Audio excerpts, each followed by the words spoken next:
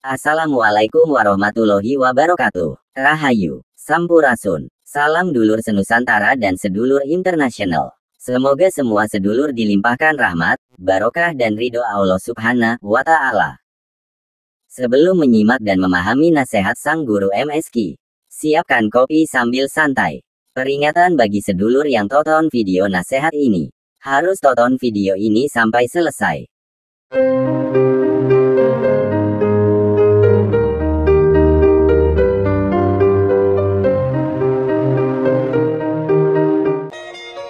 Hidup di dunia ini perjuangan untuk kita punya kedudukan di akhirat. Di akhirat itulah kehidupan yang kekal abadi, bukan di dunia ini.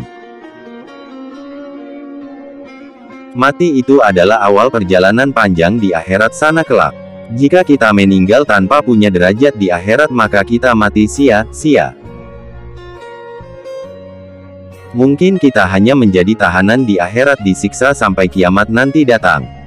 Tapi kalau kita punya derajat kedudukan di akhirat, maka di akhirat adalah awal tugas kita kelanjutan di dunia ini. Bisa jadi kita dilahirkan kembali sebagai orang lain untuk bertugas melanjutkan pencarian derajat di dunia ini, atau di bumi yang lain, karena selain bumi yang kita tempati ini, masih ada 6 bumi lain. Yang jika bumi ini kiamat, maka bumi lain yang 6 itu masih belum kiamat, dan akan kiamat satu persatu berurutan.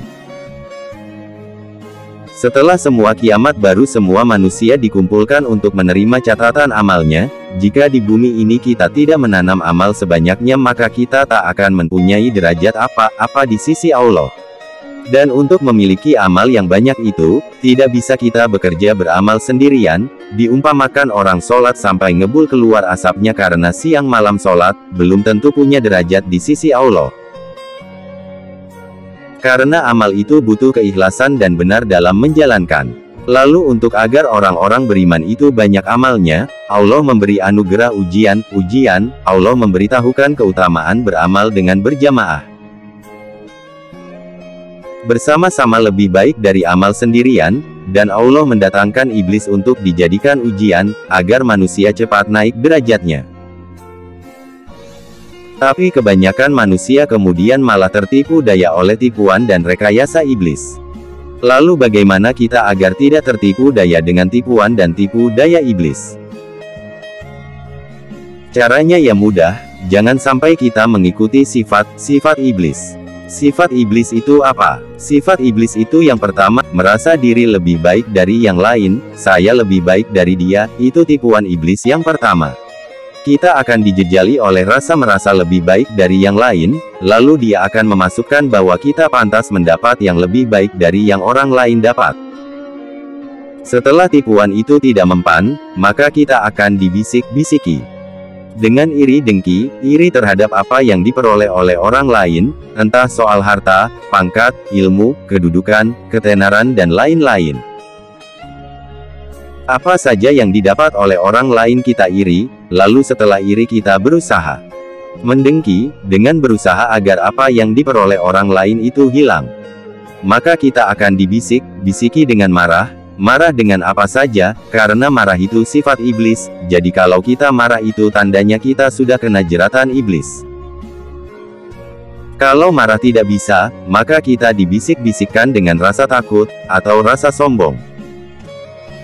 Jadi kalau kita berhadapan dengan iblis itu jangan meremehkannya karena dia dilaknat Allah dan kita tidak merasa lebih baik dari iblis sendiri, atau jangan takut, jangan marah, jangan sombong, ujub, riak, bangga diri. Kalau sifat-sifat itu sudah mengemuka di kita, maka kita itu tandanya sudah kena jerat iblis. Selalu pertahankan sifat sabar, tawakal pada Allah, ikhlas beramal dengan selalu menulis lafaz Allah di dada, dan ridho terhadap ujian yang datang menerpa.